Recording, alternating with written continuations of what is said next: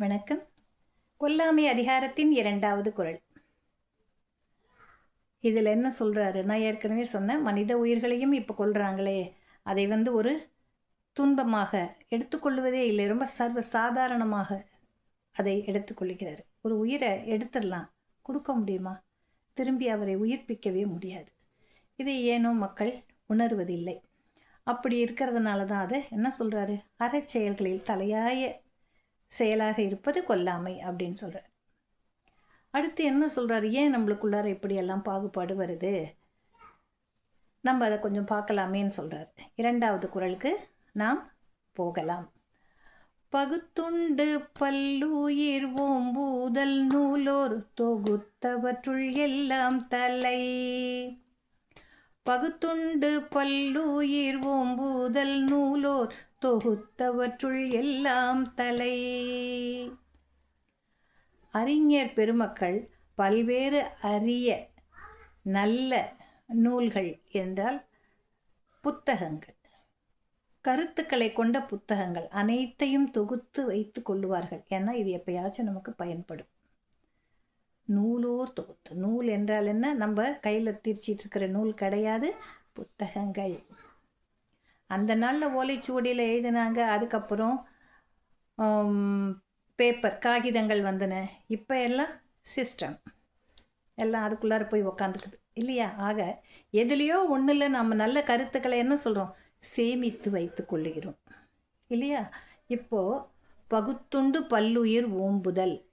ஏன் இதை சொல்கிறாருன்னா, கொல்லுதல் அப்படின்னு சொல்கிறது பிற உயிர்களை வதைத்தல்னு நான் சொல்லிட்டேன்ல. எல்லாத்துக்குமே உணவுன்னு வரும்பொழுது மிருகங்களாக இருந்தால் ஒன்று அடிச்சுக்குது இல்லையா? அடித்து சாப்பிட்டுக்குது.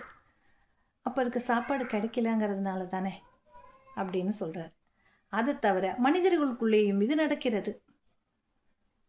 அப்போது பகுத்துண்டு பல் உயிர் ஓம்புதல், நம்மிடம் இருக்கக்கூடிய உணவுப் பொருளை எல்லாருக்கும் கிடைக்கிற மாதிரி பகுத்து உண்டு, பகுத்து கொடு, பிரித்து கொடு, எல்லாரும் இருக்கிறத சாப்பிடட்டும். அப்படி எல்லா உயிர்களையும் பேணி பாதுகாக்க வேண்டும். அப்படி காத்து வந்தால் என்ன நன்மை அப்படின்னு பார்த்தோம்னாக்கா, நூலோர் தொகுத்தவற்றுள் எல்லாம் தலை.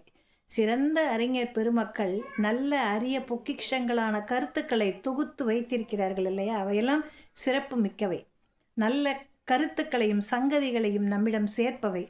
அது எல்லாத்தையும் விட இது சிறந்தது, மற்ற உயிர்களுக்கு பகிர்ந்து அளிப்பது அப்படின்னு சொல்கிறாரு. பாரதியார் என்ன சொல்லியிருக்காரு? தனி ஒருவனுக்கு உணவில்லையெனில் ஜகத்தினை அழித்திடுவோம். அப்போ அவன் மீசைக்காரன், கோபக்காரன்.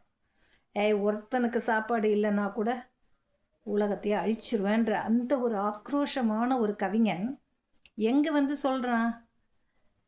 தனி ஒருவனுக்கு உணவில்லையே, ஒருத்தருக்கு இல்லைன்னா கூட எனக்கு அப்படி ஒரு கோபம் வருண்டான்னு சொல்கிறார்.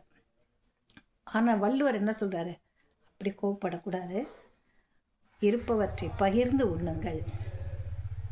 பகுத்து உண்டு பல் உயிர் ஓம்புதல், இருப்பதை மற்றவர்களுக்கும் மற்ற உயிர்களுக்கும் கொடுத்து இத்தனை உயிர்களையும் காப்பாற்றுதல். ஓம்புதல் என்றால் காப்பாற்றுதல். அப்படி நம்ம காப்பாற்றிட்டோன்னு சொன்னால் மிகச்சிறந்த நூல்களில் சொல்லப்பட்டிருக்கக்கூடிய கருத்துக்களின் ஒழுக்க பண்புகள் அனைத்தையும் ஒட்டு மொத்தமாக நாம் பெற்றதற்கு அடையாளமாக அமையும் என்று இந்த குறள் நமக்கு தெரிவிக்கிறது.